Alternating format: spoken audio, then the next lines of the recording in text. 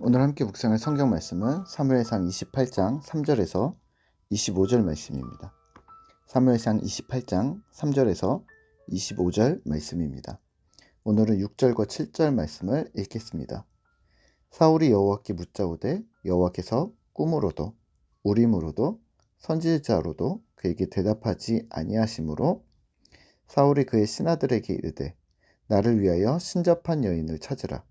내가 그리로 가서 그에게 물으리라 하니 그의 신하들이 그에게 이르되 보소서 엔돌에 신접한 여인이 있나이다. 아멘. 오늘은 대답하지 않으실 때라는 제목으로 함께 말씀을 나누도록 하겠습니다. 오늘 본문에서는 충격적이고 혼란스러운 이야기가 등장합니다. 사무엘이 신접한 여인, 소위 말하는 무당을 찾아가 하나님의 종 사무엘을 불러냅니다. 이 부분은 우리 성도들에게도 큰 혼란을 가져다 주는 구절입니다만 성경에서 무엇을 말하는지 명확하게 보셔야 합니다. 본문 28장 3절에서는 사무엘이 죽었다고 말합니다. 그리고 온 이스라엘이 슬퍼하였고 사울은 신접한 자와 박수를 쫓아내었습니다. 지금 사무엘상에서는 다윗과 사울의 이야기가 계속 펼쳐지지만 우리가 잊지 말아야 할 인물이 하나 더 있습니다. 사무엘입니다. 하나님의 선지자 사무엘은 능력 있는 종이었고 사울의 곁에서 죽는 날까지 평생 있었습니다. 사무엘이 죽은 후에 신접한 자와 박수를 쫓아낸 것은 어쩌면 사무엘의 유지를 받들어 하나님을 온전히 섬기겠다는 사울의 진심일 수도 있고 어쩌면 또 정치적인 액션일 수도 있습니다. 하지만 이렇게 중요한 일을 했던 사울은 그 바로 밑에 엉뚱한 짓을 합니다.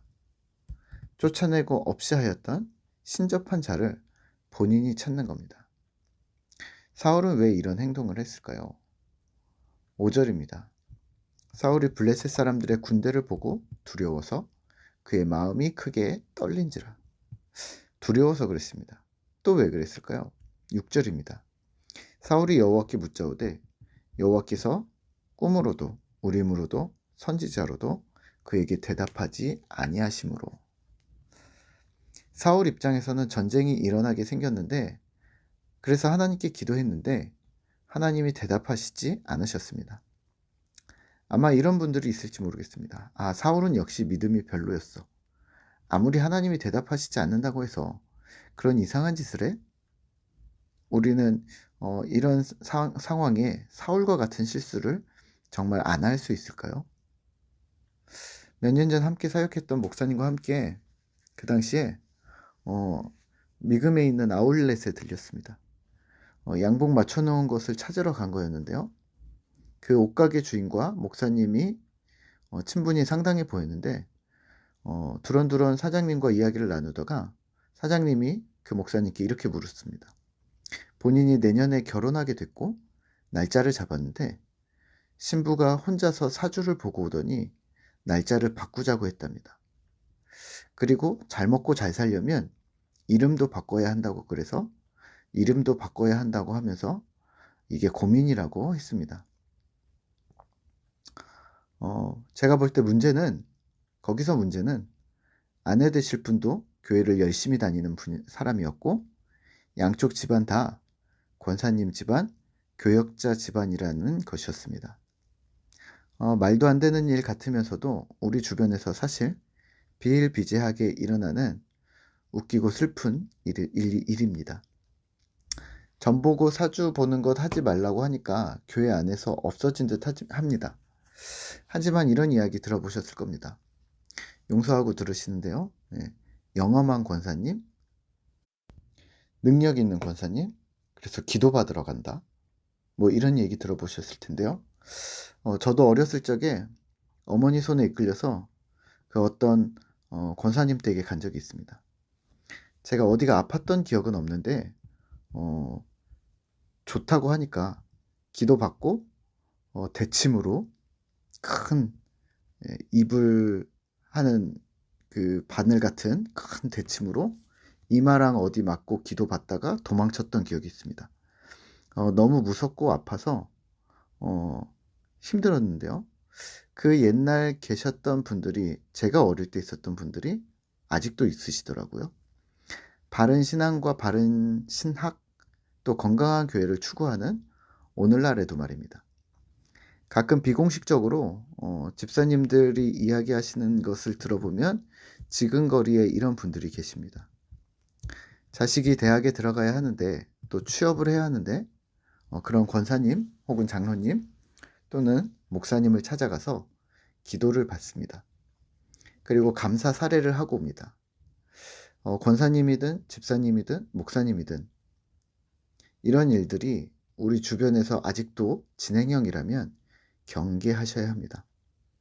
이렇게 하나님의 직접적인 음성을 전달하는 누군가가 있다는 사실이 위안이 되는 걸까요? 이게 어떤 부분이 허용이 된다고 생각하는 걸까요? 결국엔 하나님 음성 들었다는 거, 성경 말씀으로 위로받고 예언 받는다는 거, 과연 그렇게 활용되는 성경 구절이 하나님의 뜻과 계획에 맞는 걸까요?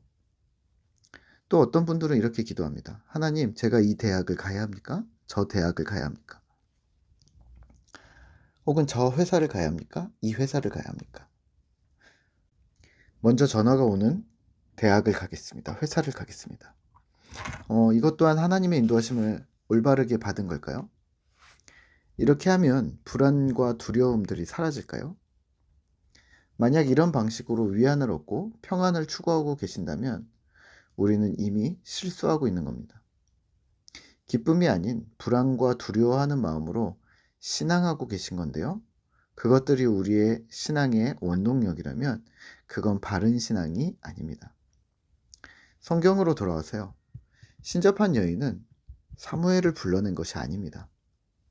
그러면 여기에 올라온 사무엘은 누굴까요? 사단의 꾸임입니다. 혼미케 하는 사단의 영, 두렵게 하고 하나님의 영광을 가리고 죄와 악으로 빠지게 하는 어둠의 세력입니다. 이건 제 말이 아니라 대부분의 성경학자들이 이렇게 이야기하고 있습니다. 이 부분을 사무엘이 아닌 사단의 장난으로 보고 있습니다. 설마 하나님의 선지자의 영혼이 일개 무당에 의해서 불려 나올 수 있다고 생각하시는 건 아니시겠죠? 저도 그렇게 생각합니다. 물론 본문에서 표면적으로 무당에게 소환된 사무엘의 말들이 성취됩니다.